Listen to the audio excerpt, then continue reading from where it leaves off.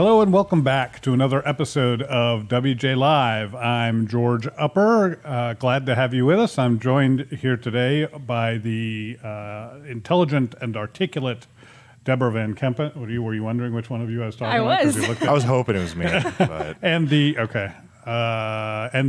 internet sensation, Michael Austin. Okay. That's a good How's one. that? I like it. A man so sensational on the internet that he is and has been referred to as an internet sensation, at least by me. Yeah. Within the past 20 or 25 seconds. Glad to have you with us here today. On today's show, we'll talk about the continued deployment of National Guard troops in Washington, D.C., Eric Swalwell's latest ridiculousness, and I had to qualify that as the latest ridiculousness because there's a long list. And believe it or not, a rogue pro-lifer in Hollywood, California, of all places. Look, we know, and you know, that Hollywood is essentially a cesspool of leftist thought, and so is big tech. And that's why we need you to click that YouTube subscribe button and then click on the bell so you have even a snowball's chance of finding us when we go live with a new episode of WJ Live, because big tech doesn't want you to find us. They don't want you to watch this show. If you're not watching us on YouTube, I invite and encourage you to find us there at youtube.com/WJ Live. And once you get there, you know what to do. Subscribe, hit the bell, and watch. All right, Michael, the presaged March 4th attack on the Capitol failed completely to materialize, and D.C. responded in a very logical way by extending the deployment of thousands of National Guard troops. Extending the deployment. Yeah, so far it's been 2 months roughly since the Capitol incursion. Right. You know, obviously the troops should have been deployed at that time. It was a mess. We needed them. Made some sense. The Capitol Police were definitely failing to prepare for that event. And after that, you know, Democrats were saying that, oh yeah, well there's going to be another attack on January 20th during the inauguration. You know, as soon as the Capitol incursion happened, they understood that this is a narrative they really needed to seize on. Right. And so every 2 weeks there's going to be an attack on the Capitol. And that's essentially how it's gone since then. So they said there was going to be an attack during the inauguration. There wasn't.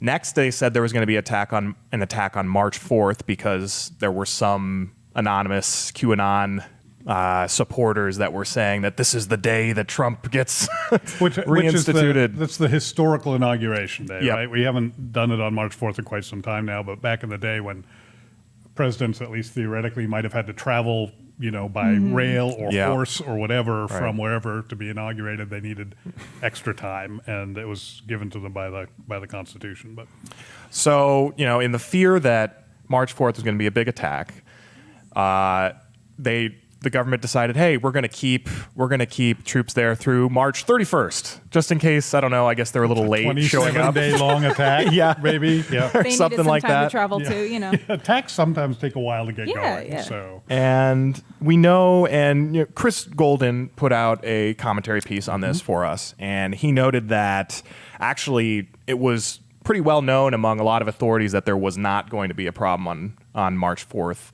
well ahead of time, and yet troops remained. They're set to remain until March 31st, and now they're talking about extending the time that the troops are in at the Capitol. And from what I can tell, the main argument for this is that, well, you know, these QAnoners, these dangerous right-wing insurrectionists, they're plotting. They're in the wings. They're waiting for their moment. And as soon as we pull back these troops, they're gonna pounce. And so, do you guys think that the government's ever going to let these men and women go home to their families at this point? I mean, I hope so. Like, my goodness, I am surprised that they have kept them for so long already, you know? And while I really hope that it's going to happen within the next month, I have no idea with the kind of narrative that they're spinning. And what I think is really funny is that the way that this administration has gone since Biden's been in office for less than 2 months is he has made virtually all of his decisions by executive order without consulting Congress. He has kept troops in D.C. for no apparent reason. He has literally built a wall around the Capitol. Yeah. He's forbidden the press from going to see detention centers. He hasn't held a single solo press conference. And it just makes you wonder, this is the man who is supposed to be the face of democracy and unity. Donald Trump was the tyrant. Right. Yeah. And it's like this kind of seems very tyrannical what's going on here, Joe. So you know what's fascinating to me, Michael, is it really seems to me that the left gives far more credence to QAnon than QAnon does. Yeah. Right? The left has incredible faith in QAnon to attack the Capitol, and they own tanks and fighter planes or whatever. Right. I don't know what they think QAnon owns, but there are all essentially no one on the right believes any of that's true, but the left is convinced that this boogeyman is out there, or they're not, and they want you to be convinced that this boogeyman is out there. That is the kind of political narrative that tyrants and Marxist revolutionaries have used forever. We have to keep you safe from them, whoever they are. And as long as we make the threat big enough, you'll let us do whatever we want to keep you safe.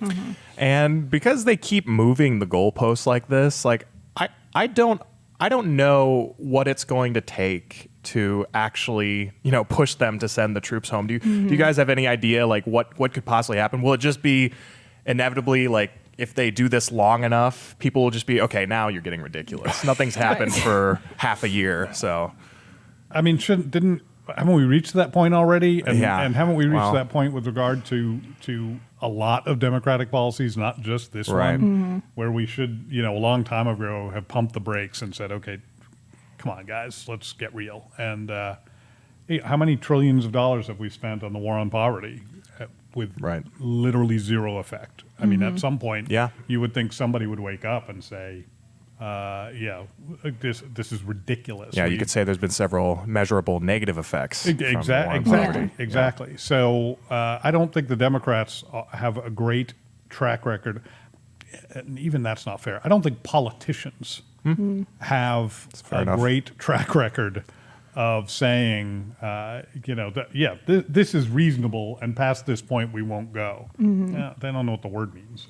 Yeah, I think for them to send the troops home, they would have to admit to themselves and to the nation that there is no pertinent threat in D.C. And they're not willing to do that. They want people to believe this story that a group of violent insurrectionists attack the Capitol and that they're going to do it again if these troops get sent home. That's what they want people to believe. Yeah, and they'd watch this podcast and label us part of those violent revolutions. I mean, that's who they're waiting for you and me to storm the Capitol. That's literally what they think is going to happen. And you were speaking to the intent that these people might be having. At this point, I mean, it seems like they're just marching these soldiers all around the Capitol as just some sort of overblown form of theatrics. Like, it doesn't seem like anything more than that, at least not to me. What do you guys think? Yeah, well, I mean, back to what we were saying, they want to kind of portray this narrative that if they don't have those troops there, that a violent group of Trump supporters are going to come in and storm the Capitol. And it's interesting because even though we know what happened that day was due to a group of few extremists, a few people who adopted sort of a mob mentality going in there, a few people who just didn't know what was happening at all, and then a few people that were outside actually peacefully protesting while all this was going on. They want to group all of those people together into the same pot and label them violent insurrectionists. And so when they have this troop presence in D.C., they're showing, we're keeping out all the violent Trump supporters and the Republicans because we don't like them.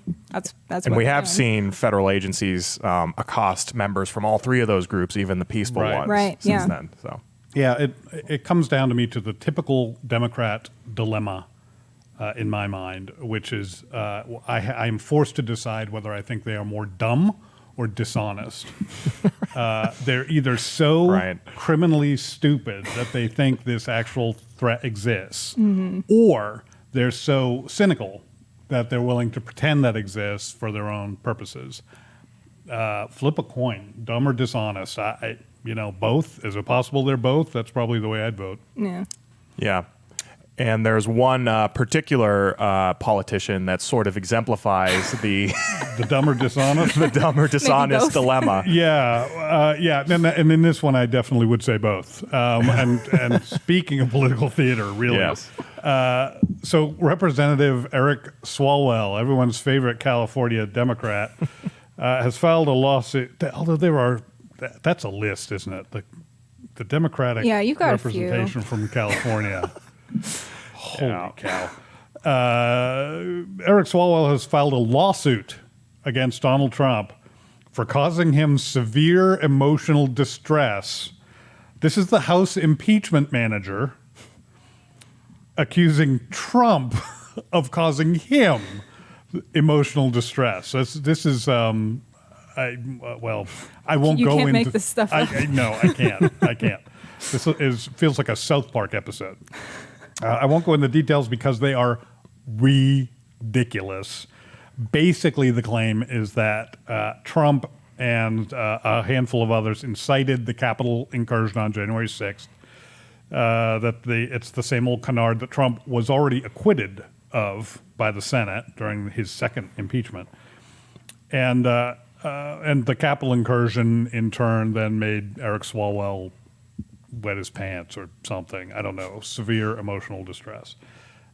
Here's my favorite part of the lawsuit, though. And that's kind of, by the way, my bar for severe. If you didn't wet your pants, not severe. Here's my favorite part of the lawsuit, and I have to read this because it's a quote. The plaintiff being Swalwell, the plaintiff prepared himself for possible hand-to-hand combat as he took off his jacket and tie and searched, I swore I wouldn't laugh, and searched for makeshift weapons of self-defense. No, he didn't. You didn't do that, Representative Swalwell. It's not what you did. Either you were severely emotionally distressed or you did this. Right. You didn't do both. Yeah. Both of these things didn't happen on January 6th. I literally wrote that quote down, and then afterwards I just wrote, no, he didn't.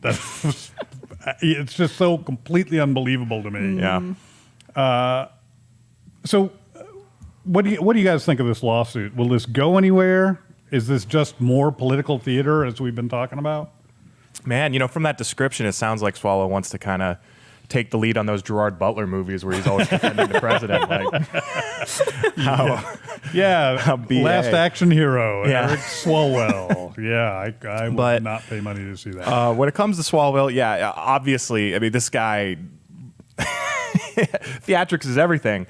But another thought I have when looking at just in general how Democrats have reacted to the Capitol incursion, I really think that a lot of them are drinking their own Kool-Aid. And I really think that a lot of them truly believe that all of those people there were a group of, a mobilized group of terrorists that were... So you're leaning to dumb. Seeking, As opposed to just, that's a simpler way fair. to put it. That's fair. Yeah. Mm-hmm. But, when you hear AOC talk about it and when she bloviates about, what happened, a part of me thinks... a lot of these emotions seem sort of, a lot seem contrived, but a lot of them seem real as well in how irrational they are. Yeah. Mm-hmm. So that my thought does go to the dumb side of the spectrum. Yeah, it's actually so funny. I was going to bring up AOC as well, talking about Ted Cruz trying to have her murdered and things like this. And do they honestly the believe contract that this is what Ted Cruz happened? put out on her. Yeah, she really seems to, Right, doesn't I she? know, Yeah. and it's ridiculous. And of course, this lawsuit is an absolute joke. I don't see it withstanding any honest court. And I think that the funny thing is that, of course, yes, that day was frightening, I'm sure. And I'm sure that a lot of people that were at the Capitol of that day were pretty shaken up by what was happening. I mean, I know I would be. Of course. But there is absolutely no call to pin this all on Donald Trump. Right. Donald Trump has been acquitted by a Senate impeachment trial. He repeatedly called for peaceful protests that day, despite what everybody seems to want to believe. And, he has been acquitted of all of that. And so to bring this on him after a failed impeachment trial that he presided over is just, it's great.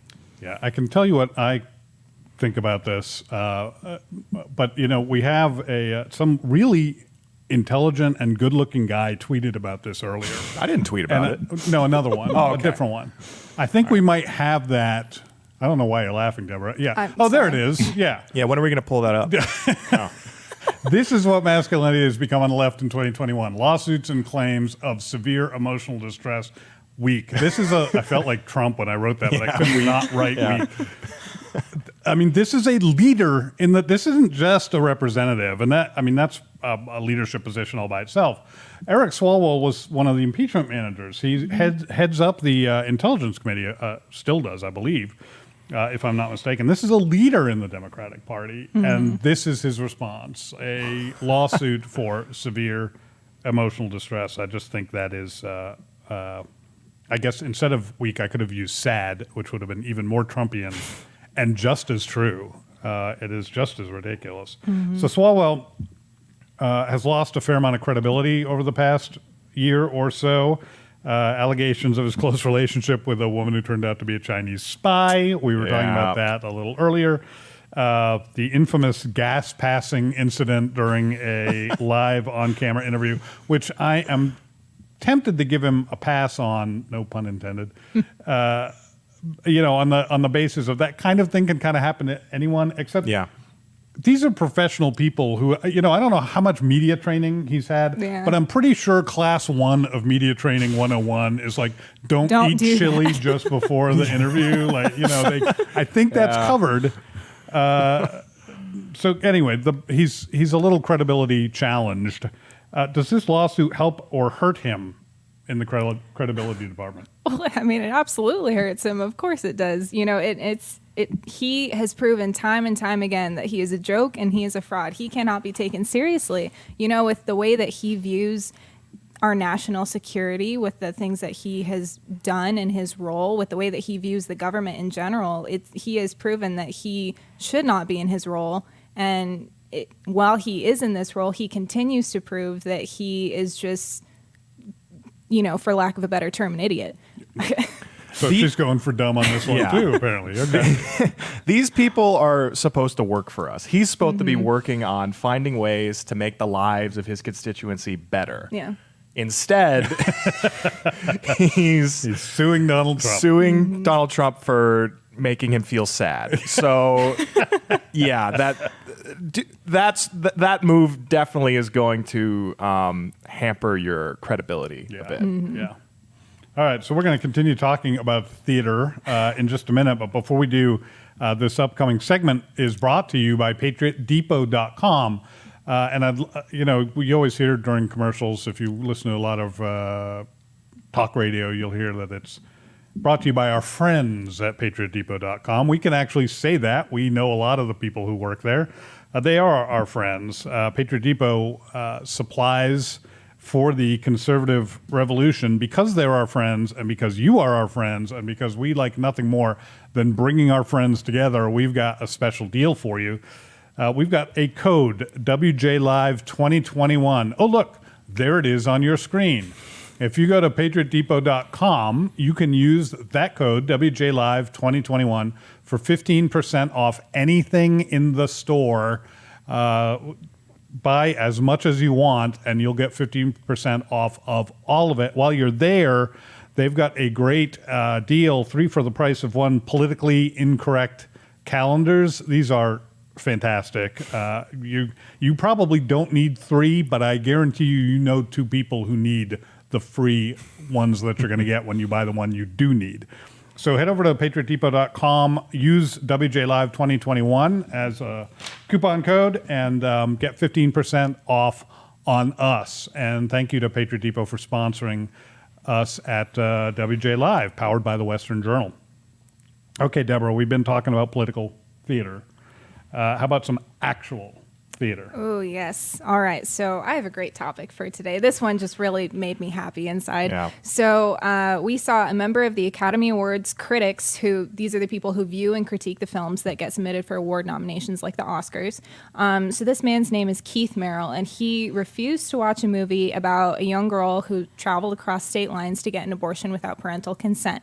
And this was supposed to be like a really great film that really highlights kind of the male patriarchy and this girl's struggle struggle through all that and things like this. Oh, And so it's about me. It's about the patriarch. Exactly. Okay, cool. Exactly. Maybe I need to watch it. Well, so the movie's called Never, Rarely, Sometimes, Always, and it was directed by Eliza Hittman.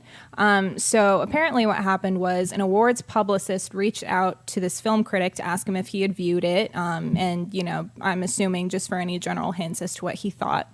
And he actually sent back an email, and we have it in a tweet, if we can put that up on the screen.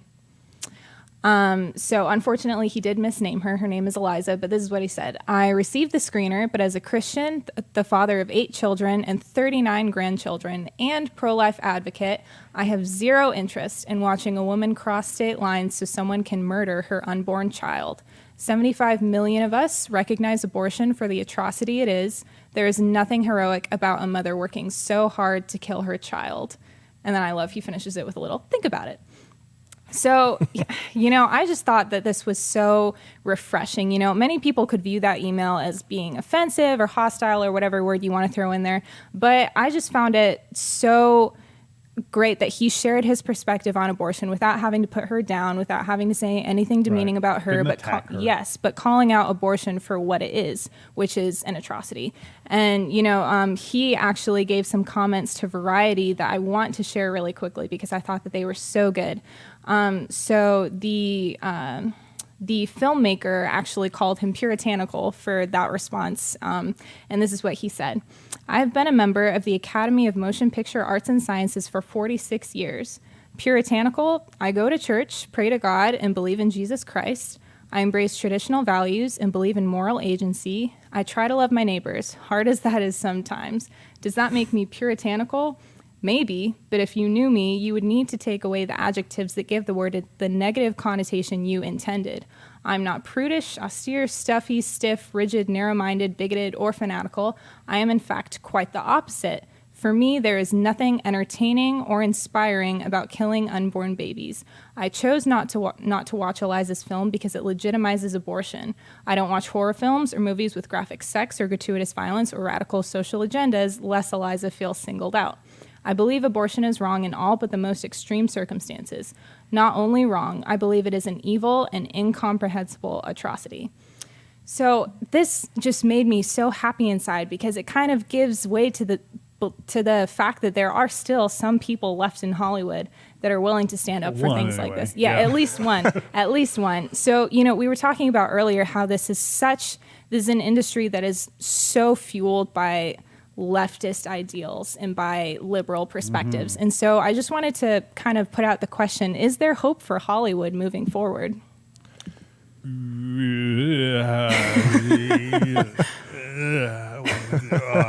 There's always hope. That's my good Christian answer. There's always hope. What's the Lord of the Rings quote? Well, while life exists, hope remains. Something like that. There's always hope, and that's probably not even Lord of the Rings. I don't know where I got that. From Austin Powers. I don't know who said that. I can't remember, but it's a good quote. Yeah, there's always hope. You know, one of the things that this nation desperately needs is revival. And if you look at our history politically, you see that periods of what we would call good politics, good governance, follow periods of national revival, and that's very consistent. Yeah. And this nation is desperately in need of both those things, good governance and revival. So revival can change all kinds of stuff, change the hearts of people that you think are unreachable.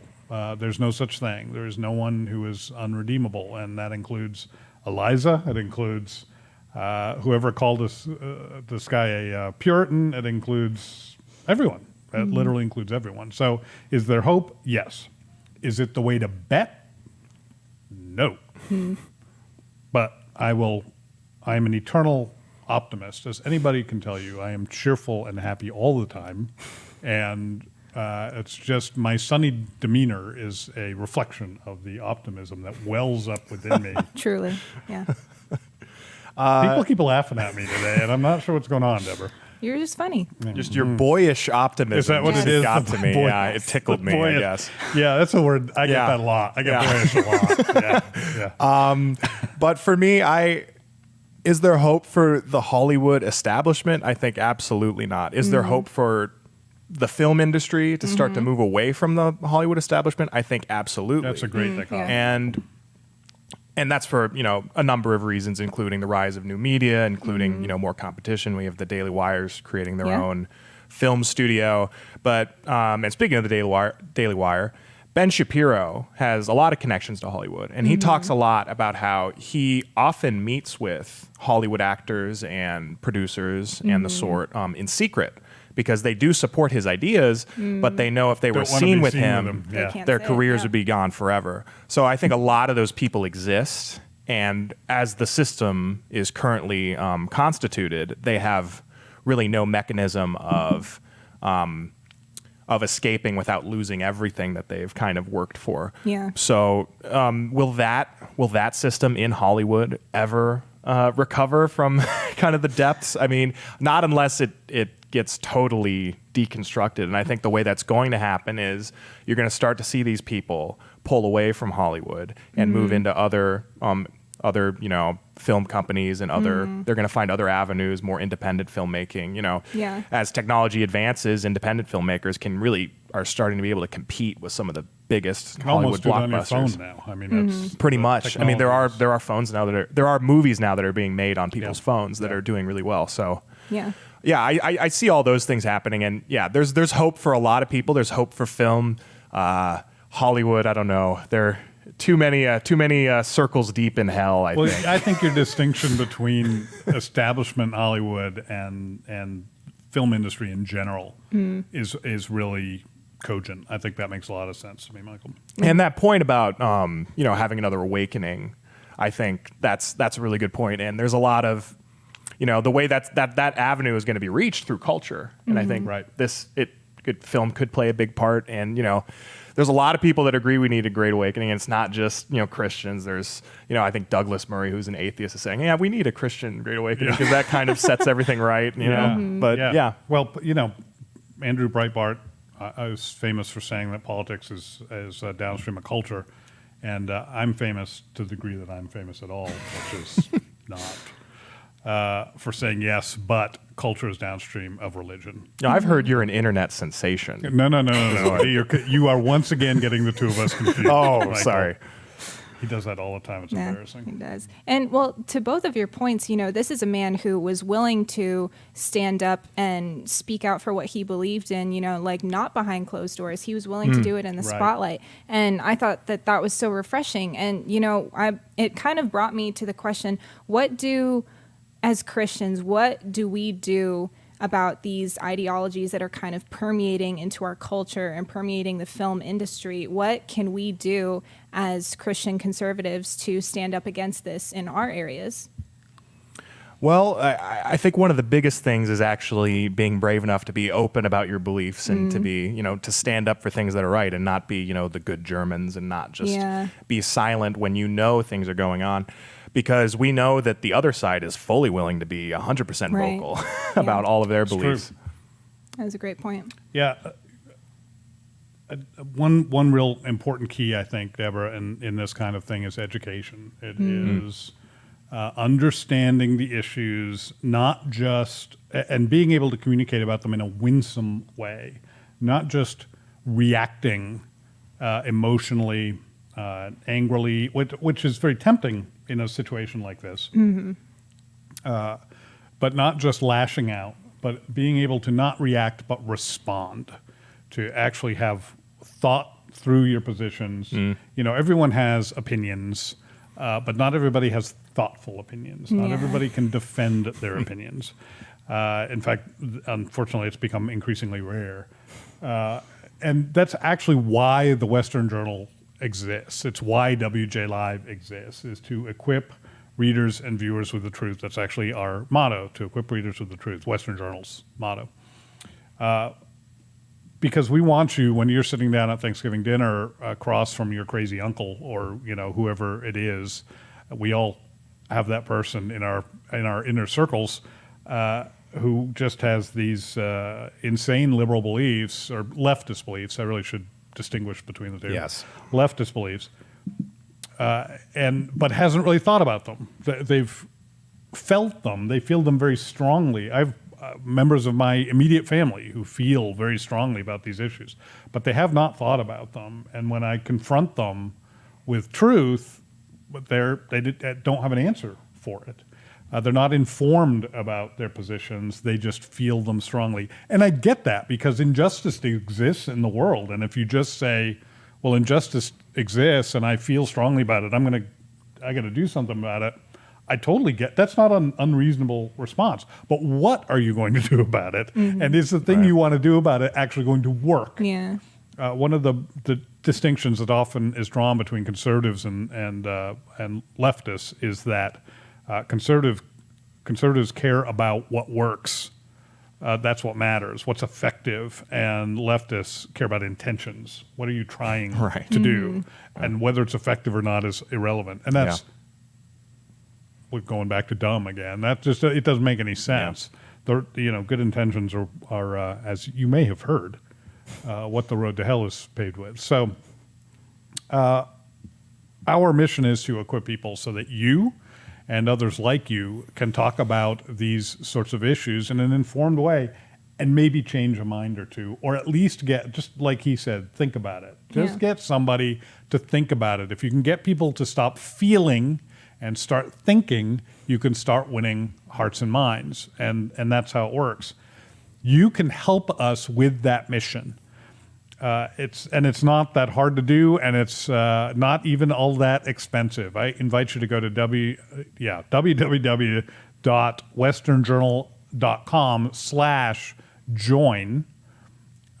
What you'll find there are a number of subscription options where you can financially support the work of the Western Journal and WJ Live in a way that's material and helpful. And you can even, if you play your cards right, get your hands on one of these babies, these lovely WJ. Oh, here, it's right on the back. Equipping people with the truth. Or is that the front? I guess it depends on whether you're right or left-handed. You decide. This mug is suitable for left and right-handed drinkers. So, we don't discriminate here at the Western Journal. But only if you believe in the truth. And neither should you. You don't want this if you don't believe in the truth. So westernjournal.com/join, there are a number of subscription options there. I invite you to take a look and find a way that is best for you to support the work of the Western Journal as we seek to equip people with the truth. That's the time we have for today. We are here every day, Monday through Friday, 5 p.m. Eastern, 2 p.m. Pacific. I say we. Western Journal is, WJ Live is here, powered by the Western Journal, Monday through Friday. We may or may not be here, but somebody will be, to talk about the issues that matter to you with news and commentary from a distinctly Christian conservative perspective. That's what we're here for. So until next time, we will see you soon. Stay safe. Exposition, which is essentially a world fair, which Time to go. and she was also historic.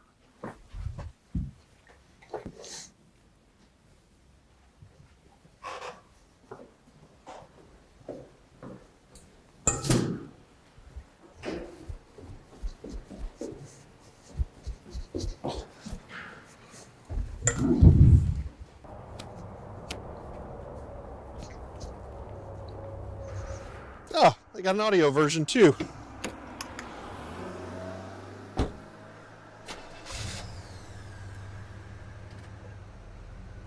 And she was also historic for being the first kind of living trademark of the advertising world. So